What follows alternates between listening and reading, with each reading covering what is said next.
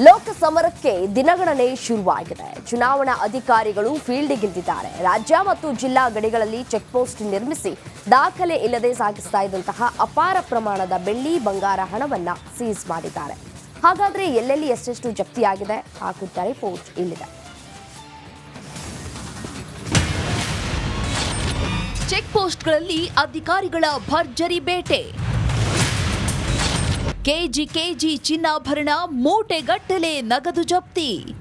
ಮತ ಸಮರಕ್ಕೆ ದಿನಗಣನೆ ಶುರುವಾಗ್ತಿದ್ದಂತೆ ಕದನ ಕಣದಲ್ಲಿ ಕಪ್ಪು ಕಾಂಚಾಣದ ಹೊಳೆಯೇ ಹರಿಯುತ್ತಿದೆ. ಚುನಾವಣಾ ಅಕ್ರಮವನ್ನ ತಡೆಗಟ್ಟಲು ಹಗಲು ರಾತ್ರಿ ಅಧಿಕಾರಿಗಳು ಕಾವಲು ಕಾಯ್ತಿದ್ದು ಚಿಕ್ಕಮಗಳೂರಿನಲ್ಲಿ ಭರ್ಜರಿ ಬೇಟೆಯಾಡಿದ್ದಾರೆ. ತರೀಕೆರೆ ತಾಲೂಕು ಎಂಸಿಹಳ್ಳಿ ಚೆಕ್ಪೋಸ್ಟ್ನಲ್ಲಿ 4 ಕೋಟಿ ಮೌಲ್ಯದ 6.5 ಕೆಜಿ ಚಿನ್ನಾಭರಣ ಸೀಸ್ ಮಾಡಲಾಗಿದೆ. ಇದರ ಜೊತೆಗೆ 1 ಕೆಜಿ 873 ಗ್ರಾಂ ಬೆಳ್ಳಿ ಹಾಗೂ ಹಣವನ್ನ ಕೂಡ ಸೀಸ್ ಮಾಡಿದ್ದಾರೆ.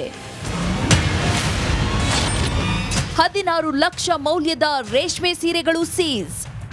ಇತ್ತ ಧಾರವಾಡ ಜಿಲ್ಲೆ ಅಣ್ಣಿಗೇರಿ ತಾಲೂಕಿನ ಕೊಂಡಿಕೊಪ್ಪ ಚೆಕ್ಪೋಸ್ಟ್ ಬಳಿ ದಾಖಲೆ ಇಲ್ಲದೆ ಸಾಗಿಸುತ್ತಿದ್ದ ಸುಮಾರು 16 ಲಕ್ಷ ಮೌಲ್ಯದ 1530ಕ್ಕೂ ಹೆಚ್ಚು ರೇಷ್ಮೆ ಸೀರೆಗಳನ್ನು ವಾಣಿಜ್ಯ ಇಲಾಖೆ ಅಧಿಕಾರಿಗಳು ಜಪ್ತಿ ಮಾಡಿದ್ದಾರೆ.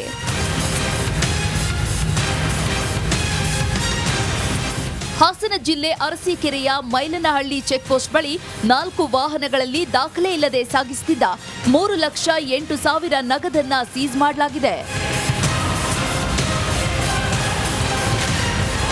ಕಲಬುರಗಿ ಡಿಸಿಗೂ ತಟ್ಟಿದ ನೀತಿ ಸಂಹಿತೆ.